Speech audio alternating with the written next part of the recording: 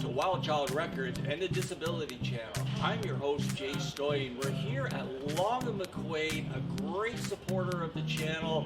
Thanks for Tim, the manager. They have great staff here. What we're going to do today is we're here with Nathan McDougall. Nate's a teacher here at Long McQuade, and when we come back, we're going to get right into the music scene, learn what it takes to be a music teacher. Nate has a great passion for love for music, lots of experience, lots of knowledge. So again, we're out here at Burlington at Long McQuade. We're going to interview music teacher Nate McDougall. I'm Jay Stoyan. Stay tuned and we'll be right back.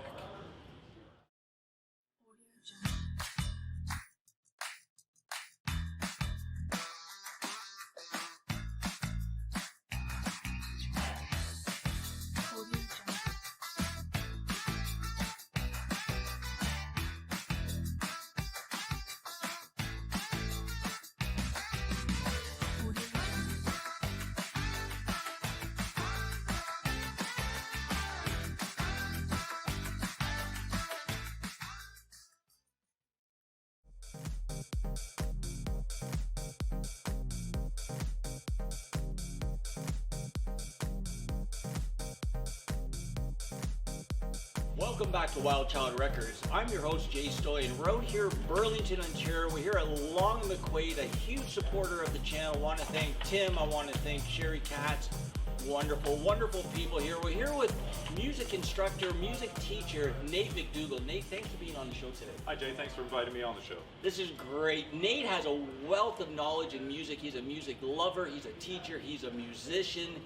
Reads music, he teaches. We're so excited here. So Nate, let's take it way back and tell us where you received your passion in music. Well, my passion in music really came from a family element, not so much in the playing aspect, but my grandmother was the one who really got me into music. You know, at a young age, we started listening to records and just getting involved in music. My family tells stories about me dancing and singing and just being involved in music even before I could talk. And then from there, it sort of just evolved into her getting me involved in the different aspects of musical education at the church. So youth choir, and then there was a hand drum choir, and all sorts of other things that I got involved with there. That's so amazing, like somebody like your lineage in your family, like your grandmother, got you involved in music. Like how much are you thankful today just for that, right? Oh, so thankful. At that time, I was having some behavioral issues, you know, as a young man, and she saw a way to be able to get me to vent some of these different things in a very positive manner, and it actually evolved into what I do every day, all day, for the rest of my life, hopefully. Which we're going to get into in a little bit. Now, is there any other musicians in your family or musically inclined? Nobody in my family plays music at all. My younger siblings tried to play when they were in, high school and got involved a little bit, but there's no players in my family other than me, so I'm kind of the oddball out, I guess, in that respect. So I talked to musicians, or after musician, and they've been playing for 50 years, 60 years, 40 years. So how long have you been playing now, Matt? Well, I've been involved in music for about 30 years, but I didn't really start playing until I was in my early teens, and then that started more in a horn aspect, I guess, and then sort of evolved into more of a stringed element as I got older. This is great. Now, I know like you're a big element of Long McQuade here, so let's take us through a little bit of your teaching aspect about what it takes to become a teacher, what are some important elements, and let's get some feedback from your students. What do they think? So tell us, like, how did that happen? How did that become a teacher at Long McQuade? Well, here at Long McQuade, I've been teaching here for about 10 years, and I actually started teaching outside of the store in a small shop in Caledonia, and I honestly just sort of fell backwards into the position. They had a teacher quit, and some of my colleagues and peers at college, I studied at Mohawk College, recommended me to this shop owner, and then they gave me a call, and that's where I got my teaching started. So I've been teaching for about 15 years now. So how long before you became a teacher were you playing for? So another 15 years? Or yeah, something like maybe that? in and around that. Yeah, 13 or 15 years. Now I know besides teaching, you also gig. I am a performer as well. So tell us, first of all, tell our viewers what you play, because you're multi-talented. Well, my primary instrument is the bass guitar. That's what I have my formal education in and what I do most of my performances on. But I dabble in a whole lot of different things. Here at the store I teach guitar and bass and ukulele, mandolin, and music theory. Those are my 5 subjects that I teach here. So, let's talk about music theory a little bit. Tell our viewers exactly what is music theory. Well, music theory is sort of the paperwork side of what creates all of these sounds and makes everything work together. So understanding sort of in a scientific method about why everything comes together and why they all sound together, and sort of just the all of the elements of music put together and why the music that you love sounds the way that it does. So almost in an analytical sort of way. Wow. And you said that so I think you said you play 4 instruments. Well, I play lots of different instruments. Here at the store, I teach 4. Oh, you teach 4? I teach 4. I play other instruments that I haven't necessarily developed my program as thoroughly to be able to be confidently teaching those instruments. And can you tell us, I guess, in your own estimation, what's the hardest instrument that you teach, and what's the hardest thing for people to pick up? Sort of, I know that's a sort of big question. Well, hardest instrument is a little tough because each element of each instrument has its own sets of challenges and unique things to it. So the way that you would play a guitar in an ensemble versus playing a bass in an ensemble, your roles in the music are different. But I would say probably the hardest element is usually rhythm. Rhythm is one of those things that we've got to understand what's happening and be in control of our motions, but also be able to have the heart and the feel to be able to make it sound and be delivered properly.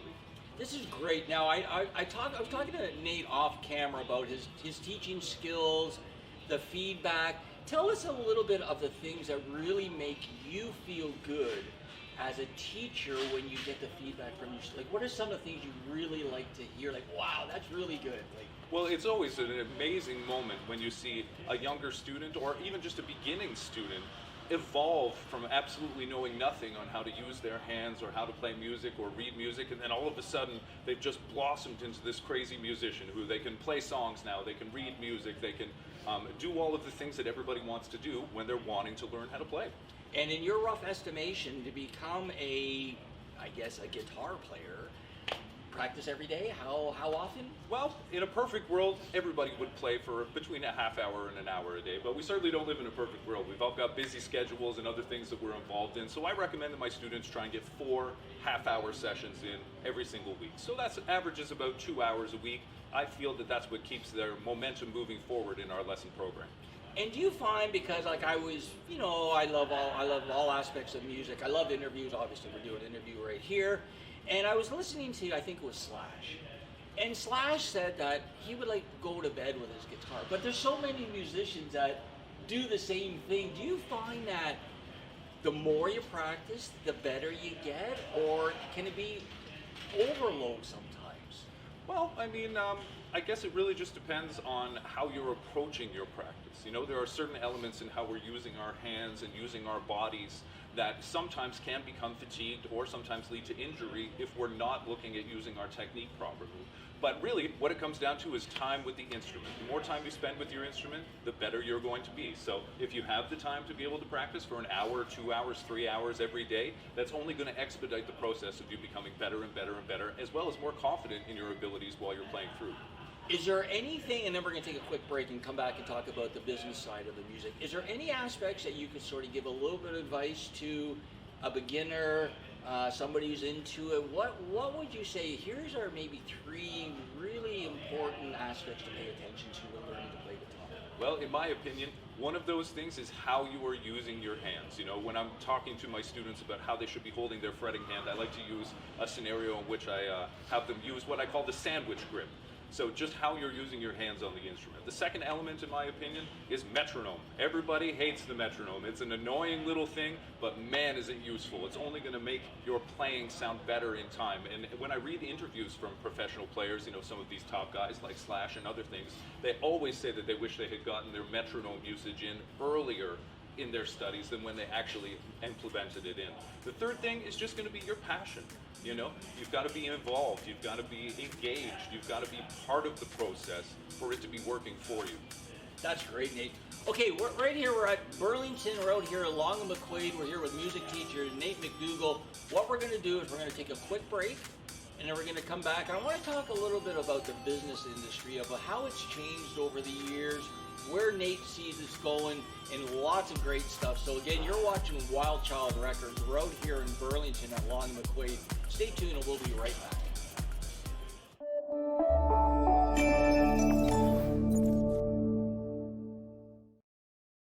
All about inclusion and really giving everyone a fair say.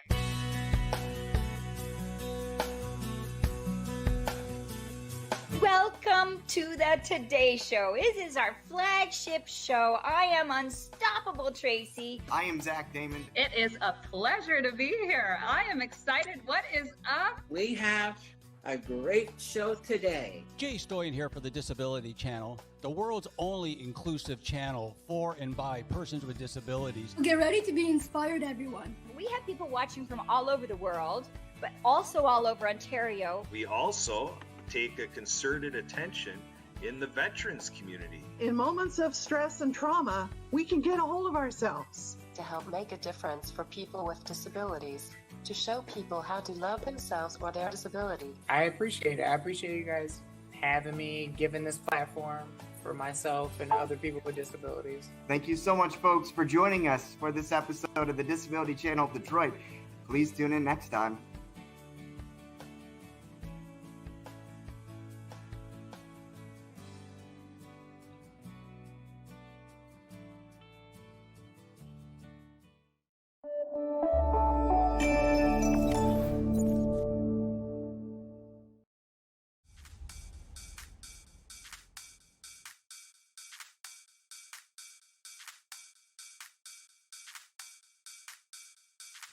Welcome back to Wild Child Records. I'm Jay Stoyan. We're here with music teacher Nate McDougall. We're out here in Burlington, Ontario, Long McQuade. I want to thank Tim and the team here. They're wonderful supporters of our channel. They supported our fundraiser back in October 2021, where we raised $10,000 for our employment programs. And we have another fundraiser coming up this September, Artscape in Toronto, September 22nd. It's penciled in. If you want to find out more information, or if you want to enroll in our employment programs, go to www.thedisabilitychannel.ca. The channel is also a huge supporter of veterans, so if you're a veteran out there and you're looking to transition from the battlefield to the workforce, give us a call. We would love to help you out. And of course, the biggest community in the world, persons with disabilities, we're all about that. So again, you're watching Wild Child Records, where we are educating through music. What I want to do now is talk to Nate about the industry itself. So, Nate, how long have you been in the industry now, basically? Oh, well, I've been participating in the industry for probably about 13 or 15 years. And how have you seen it change over the time? Well, certainly there's been a few changes. You know, one of those things is just the venues that are still out there booking bands. You know, there was a time where you could play in one band and be working a whole lot. Now it seems that you're kind of working with 3, 4, 5 different bands to be able to keep those weekends filled. Very interesting. So, okay, so you're diversified a little Yeah. bit. And do you find that there's still lots of bookings, or it's far and few between, or the bars are turning into condos? And well, it's sort of a mixed bag, you know. There's still a lot of theaters and private and ticketed events that are happening, but in terms of live entertainment, you know, COVID has really played a big part in sort of shortening that list of places that you could call for venues, because there were so many venues and bars and restaurants that were having a difficult time during COVID that unfortunately didn't make it through. So, you know, hopefully there's going to be a resurgence as, you know, life starts to open up again, but you know, there's definitely been a change. do you find that there is an infusion of young artists that are coming up, or do you find it's scarcity, like there's not that many as before, like guitar players or drummers or horn guys? Well, there are certainly still the same number of artists and the same number of players that are coming up. I think the biggest change that they've had is their opportunities to be cutting their teeth, getting out and playing. You know, when I first started playing, I was booked every single weekend. I was traveling around Southern Ontario playing in lots of different bars and venues and things. And I feel like maybe the youth of today are finding that their gigs are a little bit fewer and farther between. So instead of playing 5, 6, 7, 12 times a month, they're maybe playing 2 times a month now. So it's definitely going to have an effect on their marketability, as well as just, you know, sort of getting their chops together. And do you find that, now this might not directly affected you, but do you find paydays have changed? Like, is the pay still the same? Is it better? Is it worse? I would say that the pay, for the most part, has stayed about the same. You know, and it's stayed about the same for quite a few decades now, I think.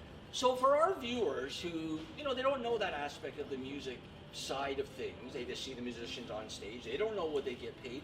Give our viewers a taste of what's an average going gig, like say there's 4 guys in the band.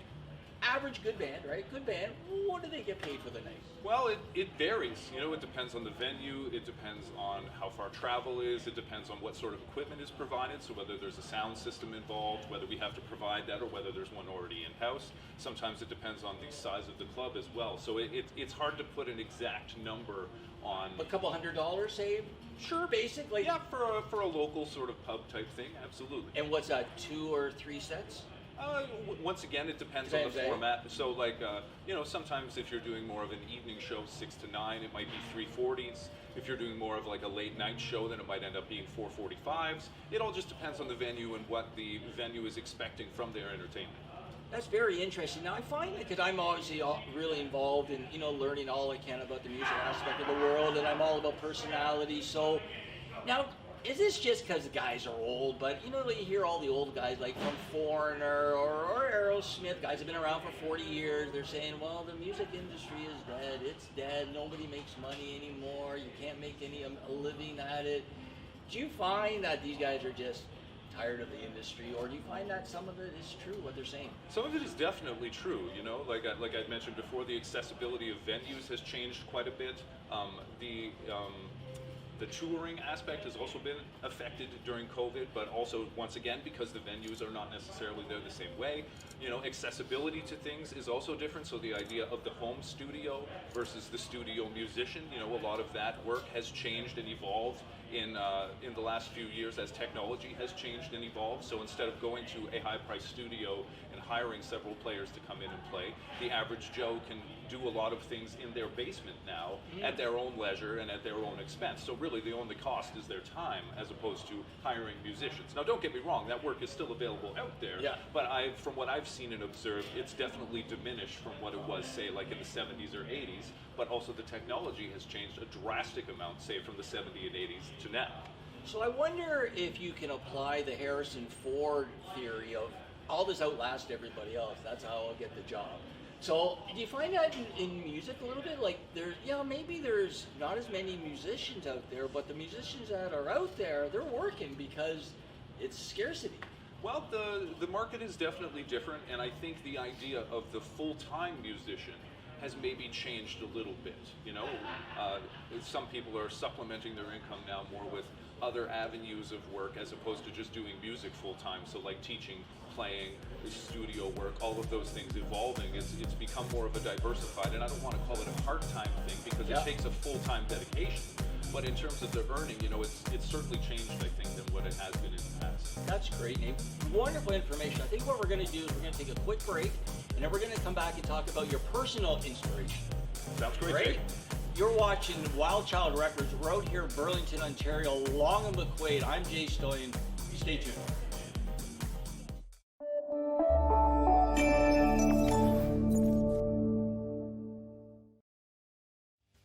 Hi, I'm Casey McCabe, and be sure to watch Pressbox on the Disability Channel. It's some great stuff we're covering, so be sure to tune in. Again, I'm Casey McCabe, reporting for the Disability Channel, and I'll see you soon. Hi, this is Rocky Blair, and you're watching the Disability Channel showcasing abilities. Hello, I am Unstoppable Tracy in Toronto, host of the Today Show Toronto on Bell 5. Wonderful to meet you all. Look forward to tuning in with you.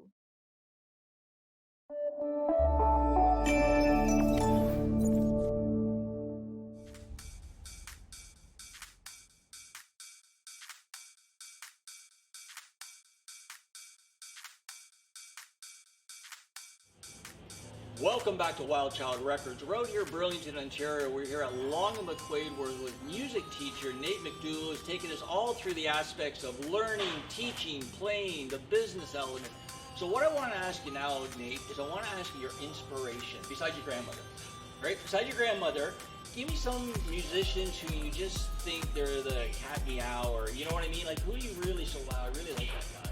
Well, I've got a diverse listening taste. Obviously, you know, some of the jazz element from my education has played a part. You know, I play a lot of country music as well. I also have a strong passion for music from the Caribbean. So, you know, artists like Bob Marley, a band from New York called the Slackers, they're one of my absolute favorites, and I've actually had the pleasure to be able to open for them a couple times when they played in Toronto. So Dwight Yoakam, really love Dwight Yoakam. That Bakersfield sound, you can't get enough of that. Great voice. Johnny Cash, Creedence Clearwater Revival. You know, I could go on and on and on. Do you have a bass player favorite?